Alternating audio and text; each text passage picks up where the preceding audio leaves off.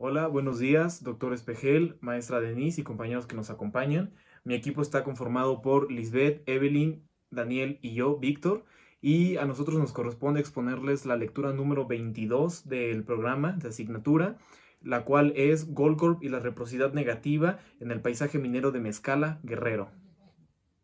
Los autores de este artículo son el doctor Claudio Garibay Orozco y la maestra Alejandra Balzaretti Camacho. El doctor Claudio Garibay Orozco trabaja en el Centro de Investigaciones de Geografía y Ambiente y sus líneas de investigación son principalmente paisajes mineros y la historia del ambiente de México. El presente artículo pertenece a la revista Desacatos, en su edición de 2009, que es una revista que tiene temas de ciencias sociales y busca hacer un análisis sobre los temas contemporáneos que le aquejan a la sociedad. Esta revista es emitida por el Centro de Investigaciones y Estudios Superiores en Antropología Social, o CIESAS, y esta revista se ha estado emitiendo desde el año 2000 hasta el 2020, ya va en su edición número 62. Muy bien, el primer punto que busca la lectura explicar es el concepto de reciprocidad negativa. Este es un concepto acuñado por Marshall Salins, pero para poder comprenderlo, primero necesitamos regresar a otro autor del pasado llamado Marcel Mauss, que él fue un antropólogo y sociólogo francés, y él alrededor de 1923-1924 escribe una obra titulada Ensayo sobre el don. En esta obra, Marcel Mauss nos indica que el intercambio de objetos entre los grupos sociales va a construir relaciones entre ellos. Y esta es una de las bases para establecer las formas de economía social y de solidaridad social que existen hoy en día. Dice que en este intercambio de objetos existen tres pasos o tres momentos que se dan. El primer momento se da cuando una persona le obsequia un objeto, un don a alguien. Ese sería el primer paso. El segundo paso, cuando la persona que recibe este obsequio se ve en posición deudora, se ve con una posición de deuda moral y explica aquí Marcel que en caso de que la persona que va a recibir el regalo no lo reciba, puede considerarse como una ofensa o una falta moral. Y el tercer paso es el momento en el que el deudor asimila ya su condición de deudor y le regresa un regalo a la primera persona, a la persona que le regaló esto. Y ahí se completa el ciclo de reciprocidad y al momento de hacer esto varias veces se pueden ir creando relaciones entre estos distintos grupos sociales. Posteriormente, Marshall Salins, el antropólogo norteamericano que el día de hoy tiene 89 años, hace la crítica alrededor de los años 50 sobre el ensayo del don y le gustaría agregar que él propone tres tipos de reciprocidad respecto a esta cuestión de los dones y la reciprocidad. Él propone que existe la reciprocidad generalizada, que es dar un regalo sin esperar inmediatamente algo, simplemente como si alguien regalara algo normalmente, no esperas un regalo, bueno, a menos que sea un intercambio navideño. Después está la reciprocidad balanceada, que es esperar pues, quizá ya ese intercambio en tiempos de Navidad, recibir algo por el que tenga el mismo valor que lo que tú diste para pues estar para tener un regalo del mismo nivel. Y el tercer punto, que ya es en el que se enfoca la lectura, está la reciprocidad negativa, que no es nada más que dar muy poco y esperar demasiado. Y bien, la última aportación teórica la hace Claudio Lomnitz, un antropólogo chileno, que nos dice que de este último tipo de reciprocidad se desprenden pues dos tipos de reciprocidades. En la reciprocidad negativa podemos encontrarla tanto simétrica como asimétrica. La asimétrica nos indicará que dos entes del mismo tamaño, dos entes sociales, en guerra, luchando por intereses, mientras que en la reciprocidad asimétrica o negativa asimétrica tenemos un ente más grande que el otro que por métodos coercitivos mantendrá a este ente más pequeño bajo su dominio, consiguiendo lo que él quiere. Y en la reciprocidad negativa asimétrica, ya entrando un poco en contexto del paisaje minero de Mezcala, se encuentran tres estéticas o tres posturas que pueden adoptar, bueno, que han adoptado quizá el ente pequeño, que es prácticamente el pueblo de Mezcala.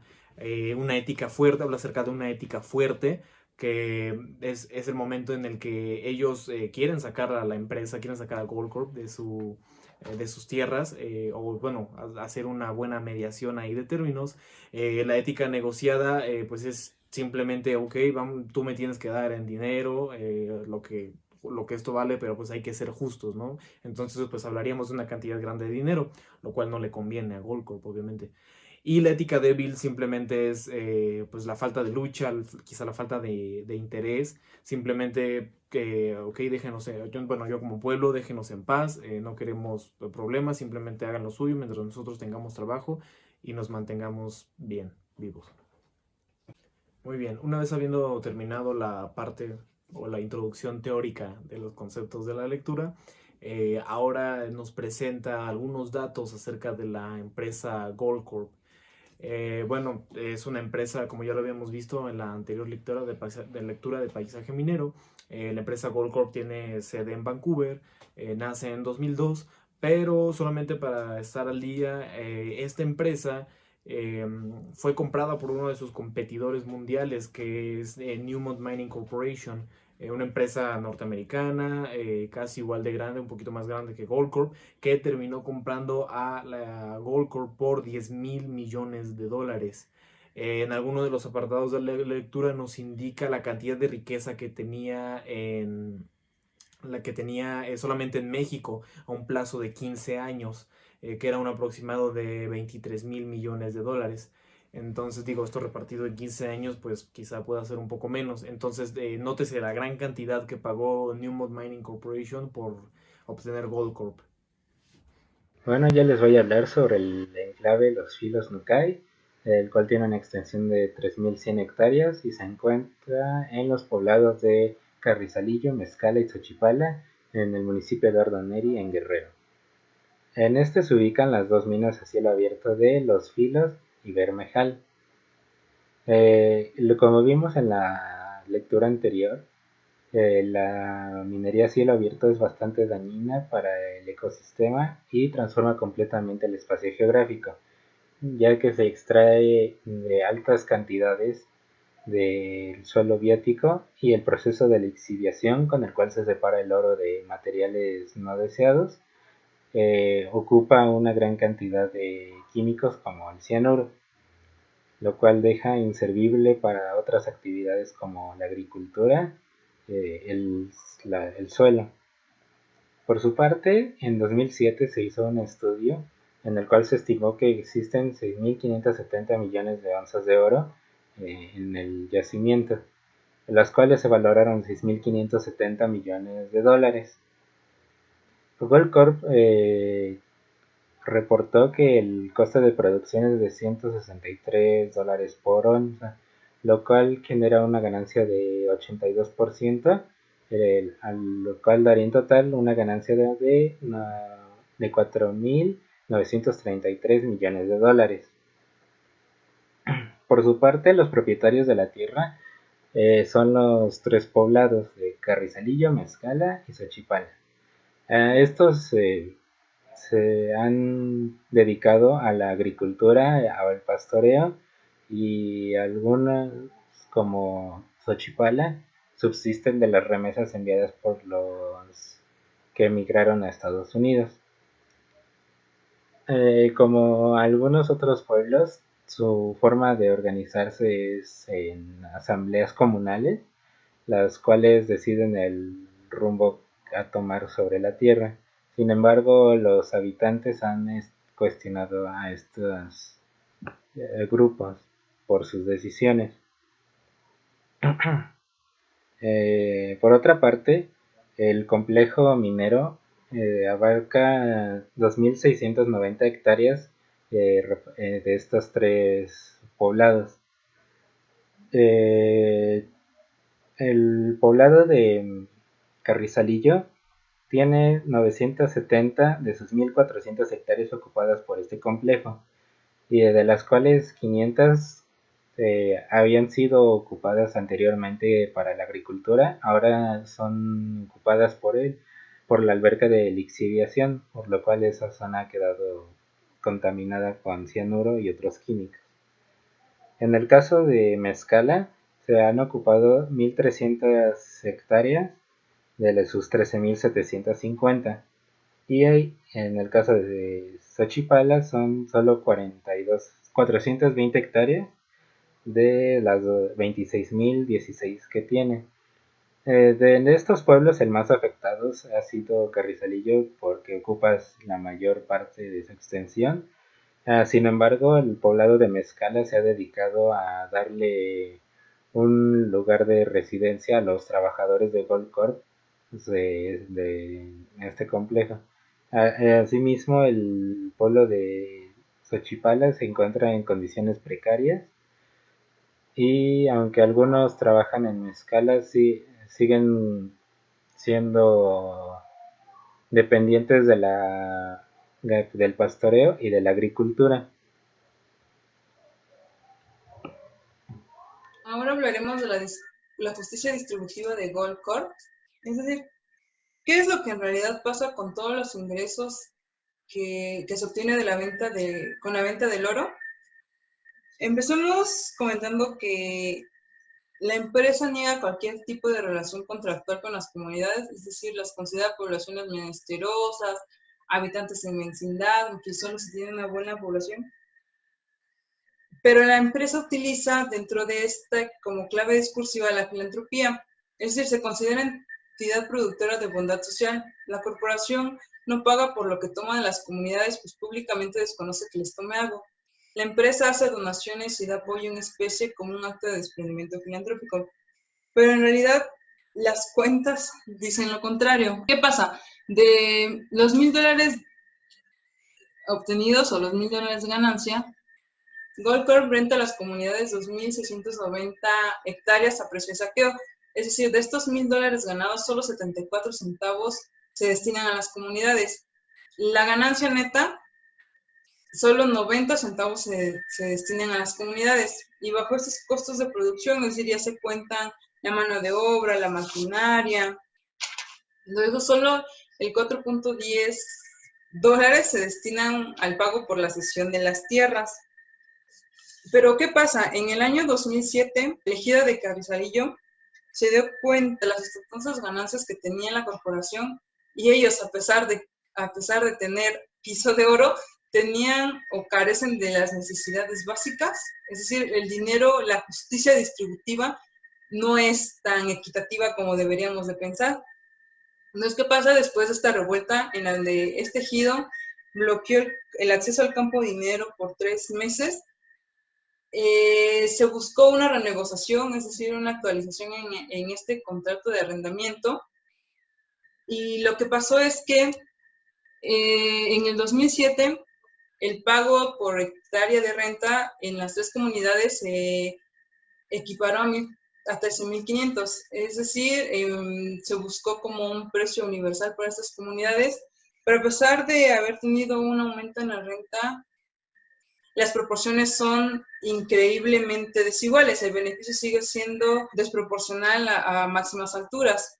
O sea, de los 4 millones de dólares que se rentaban al año, se aumentó a 35 millones de dólares, pero la utilidad en realidad no aumentó lo suficiente. De 992.85 dólares que gana la empresa, solo el 7.15% o 7.15 dólares se destinan a la comunidad. La relación distributiva sigue siendo profundamente asimétrica. ¿Cuáles son las razones que permiten estas cláusulas en el contrato? Empezamos con que existe una diferencia cultural en el significado de la riqueza, la valoración de la tierra. Los campesinos valoran su tierra en proporción de maíz y la corporación valora en términos de oro. Entonces, cuando les dijeron a la comunidad que sacaran sus cuentas proporcional a lo que sacaban de maíz por hectárea, y ellos les iban a dar el equivalente de dinero, a ellos les pareció correcto porque eran términos que ellos conocían. Se permitió entonces fue explorar las tierras, más no explotarlas. Al volver la corporación sus ganancias en oro, ellos sabían que era una mercancía de la economía global que no circula en la cotidianidad local. Con el paso del tiempo, las comunidades se dieron cuenta de que las proporciones no eran las adecuadas para la cantidad de oro que se extraía. Entonces, las representaciones culturales fueron evolutivas a estas sociedades y fue lo que dio paso a la revuelta del 2007. Se buscó una nueva renegociación en este contrato. Como siguiente razón, tenemos la relativa debilidad de las comunidades para resistir su captura política. La empresa modificó el régimen político e impuso su hegemonía con prácticas de convencimiento y coacción. Utilizaron un sistema de dones, es decir, como de favores que se les daban a las personas con el fin de comprometerlos de alguna manera a pagar este favor con algunas acciones que iban a beneficiarlos a ambos. Se reparten beneficios y se subordinan actividades comunales y a su vez estos subordinan a la asamblea y al poblado en general. ¿Qué pasa con esto? Se reproduce la condición clientelar en manos de actores políticos como el ingeniero, el asesor, abogado de la empresa, comisariados comunales y comisariados municipales, funcionarios públicos estatales y federales que fueron capturados por la corporación y que trabajan en la dominación comunitaria. Y bueno, ya para terminar con esta exposición, yo les voy a hablar acerca un poco del sentimiento de injusticia que estas personas, estos dueños de los ejidos tuvieron al percatarse de que la empresa minera pues se llevaría las riquezas de su pueblo, que explotarían sus tierras y las consecuencias que esa explotación traería consigo. En enero de 2007, los habitantes del Carrizalillo bloquearon la entrada de acceso al campo minero. Ellos exigían un aumento en el monto del arrendamiento y el cumplimiento de apoyos que la compañía había presumido como ya entregados a la comunidad. Los pobladores del Carrizalillo estaban en disgusto porque esperaban que el gobierno ejidal les apoyara en su protesta de renegociación de las tierras. Sin embargo, pues el comisariado se negó rotundamente. Aquí es donde empieza el conflicto, donde empieza el sentimiento de injusticia, porque ellos esperaban una buena respuesta del comisariado. Sin embargo, pues era obvio que éste defendía y estaba a favor y obedecía a la empresa. Entre los ejidatarios pues se generalizó el sentimiento de injusticia. Ellos sabían que el contrato, que el acuerdo que tenían con la empresa estaba mal hecho, que el acuerdo solamente beneficiaba a Goldcorp, mientras que a ellos pues no les tocaba casi nada.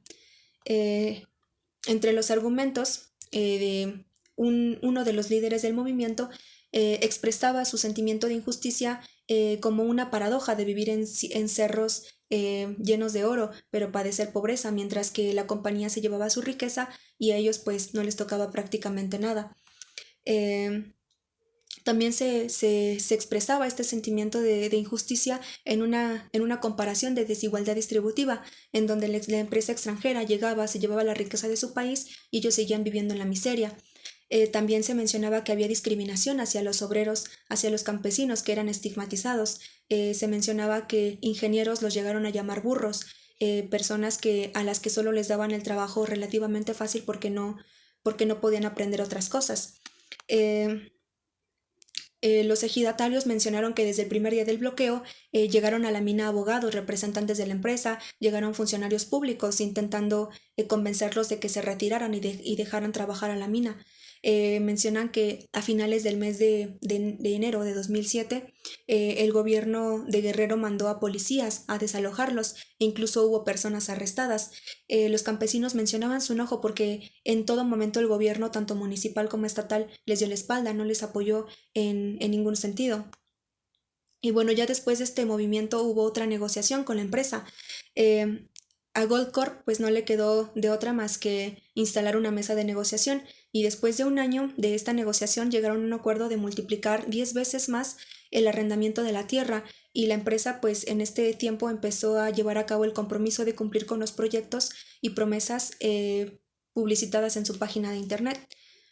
Ya casi para terminar, es curioso analizar cómo cómo Goldcorp se presenta como una corporación mundial productora de bondad social que dice estar comprometida con las comunidades donde opera, que dice promover programas de apoyo para que las comunidades pues no siempre dependan de la productividad minera.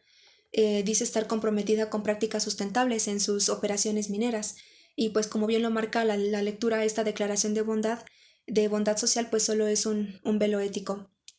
En realidad pues en estas regiones la práctica corporativa parece ajustarse al concepto de reciprocidad negativa en el intento de obtener algo impunemente sin dar nada a cambio. También se acerca al de reciprocidad negativa asimétrica. Los campesinos de Carrizalillo buscaron modificar la relación de esta reciprocidad negativa asimétrica hacia una reciprocidad más balanceada y pues en cierta medida lo lograron. Sin embargo, pues el balance logrado aún parece muy lejano del deber ser, de lo que en verdad le tocaba a estos ejidatarios por ser dueños de las tierras. Y pues bueno, ya para terminar, me interesó mucho este tema de la reciprocidad negativa en estas empresas mineras e investigué un poco más acerca de estos casos en América Latina y me encontré con una página en internet llamada Distintas Latitudes, en donde según la base de datos del Observatorio de Conflictos Mineros en América Latina, hasta el año 2017 se tenían registrados 219 conflictos de este tipo, de esta naturaleza, debido a la minería en 20 países de la región. Entre estos, los problemas más destacados o los que más se han dado a conocer han sido Perú, Chile, México, Argentina y Brasil. La mayoría de estos conflictos sociales pues han sido por la resistencia de las comunidades a los modelos de minería que devastan completamente el medio ambiente y vulneran los derechos humanos. Y pues bueno, eso es todo. Muchas gracias por su atención.